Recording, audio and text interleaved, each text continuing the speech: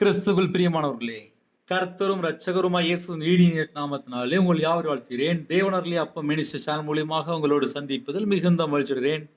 தினம்தோறும் புதிய நாளுக்காக பரிசுத்த வேதாந்தத்திலிருந்து ஒரு வாக்குத்தத்தங்களை தேவனுடைய நாம மகிமைக்கென்று நாம் தியானித்து புதிய நாளுக்காக நாம் ஜெபித்து வருகிறோம். இந்த நாளிலும் தேவன் நமக்கு தருகிற வார்த்தை நீதிமொழிகள் 20ஆம் அதிகாரம் 7ஆம் வசனம்.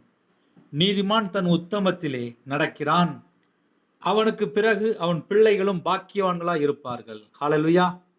கிறிஸ்துவுக்குள் பிரியமானவர்களே, இந்த வாக்குத்தத்தம் நாம் தியானிக்க ஒரு நிமிடம் நாம் கண்களை மூடி ஜெபம் செய்வோம். அன்பின் கர்த்தாவே, உம்மை நன்றியோடு துதிக்கிறோம் ராஜா. புதிய நாளிலும் யாரெல்லாம் இணைந்திருக்காங்களோ அடியனை மறைத்து நீங்க உங்க பிள்ளைகளோட பேச வேண்டும். உங்க நாம மையப்படட்டும். இயேசு கிறிஸ்து பிதாவே, ஆமென். ஹல்லேலூயா. கிறிஸ்துவுக்குள் பிரியமானவர்களே, நீதிமான் தன் உத்தமத்திலே நடக்கிறான் என்று எழுதப்பட்டிருக்கு. அவனுக்கு பிறகு அவன் பிள்ளைகளும் பாக்கியவான்களா இருப்பார்கள். ஒரு குடும்பத்துல இயேசு கிறிஸ்து ரத்தத்தினால கழுவப்பட்ட எல்லாருமே நீதிமான் தான். விசுவாசத்தினால நீதிமானாக மாற்றப்படுகிறார்.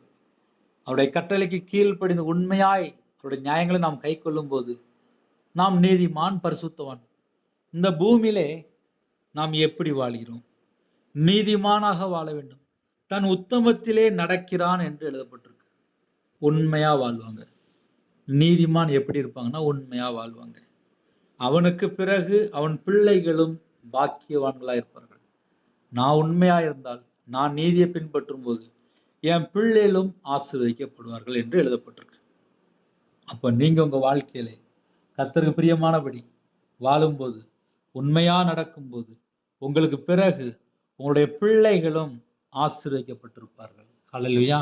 புதிய நாளுக்காக ஜெபிப்போமா? கண்களை மூடி நாம் ஜெபம் செய்வோம்.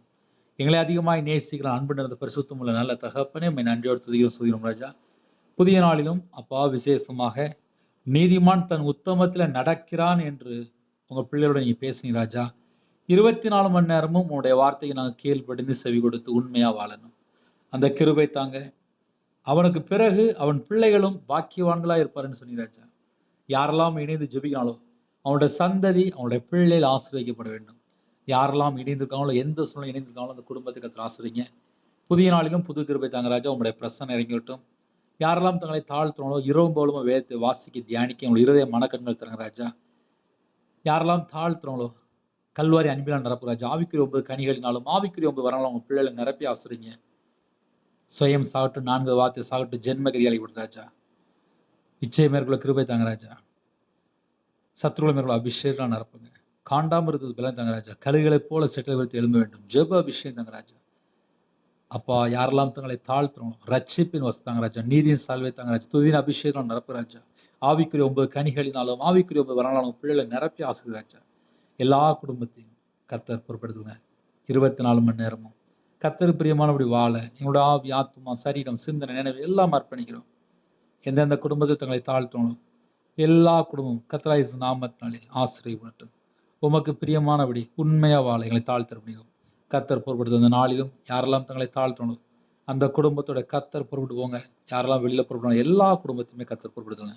உங்க நாம மட்டுமே விடட்டும். உங்களுடைய ஜீவன்களை தாழ்த்து விடுறோம். துதிகன மகிமை எல்லாம் முருகே செலுத்திடும். இயேசு கிறிஸ்து பிதாவே, ஆமென். God bless you.